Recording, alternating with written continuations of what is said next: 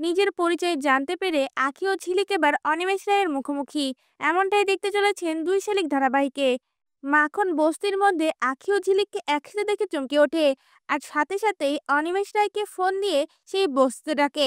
এদিকে ঝিলিক নিজের পরিচয় জানতে পেরে আঁখিকে বলে ওঠে, আমি আর তুই একই বাবা মায়ের সন্তান। এই কথা শুনে আঁখি চমকে ওঠে। এরপর দেখা যায় ঝিলিক তার হাতে থাকা সেই লকেটটা খুলে আঁখির সামনে দেখায়। আর অনিমেষ রায়কে দেখে সাথে সাথে আঁখি বলে ওঠে, ইনাকে তো আমি বাবা বলে ডাকি। আমার এবং দেবার বিয়ের সময় ইনি আমাদের সম্প্রদান করেছিল। আর এই বস্তিতে একটু আগে আমি তাকে দেখেছি। এরপর আঁখি ও ঝিলিক দুজনেই অনিমেষ রায়কে খুঁজতে থাকে। আঁখি সেই বস্তির অনুষ্ঠানের মধ্যে দূর থেকে অনিমেষ রায়কে দেখতে পেয়ে বাবা বলে চিৎকার করে ডেকে ওঠে। আর অনিমেষ রায়ও তখন আঁখির দিকে তাকায়। এরপর দেখা যায় আঁখি ও ঝিলিক দুজনেই অনিমেষ রায়ের সামনে এসে দাঁড়ায়। অনিমেষ রায় একই রকম দেখতে আঁখি ও ঝিলিককে দেখে চমকে ওঠে। এরপর দেখা যায় ঝিলিক ও আঁখি দুজনে একসাথে অনিমেষ রায়কে তাদের লকেটটা দেখায়। আর তখনই অনিমেষ রায় বুঝতে পেরে যায় এই দুজনই তার যমজ মেয়ে আঁখি ও পাখি।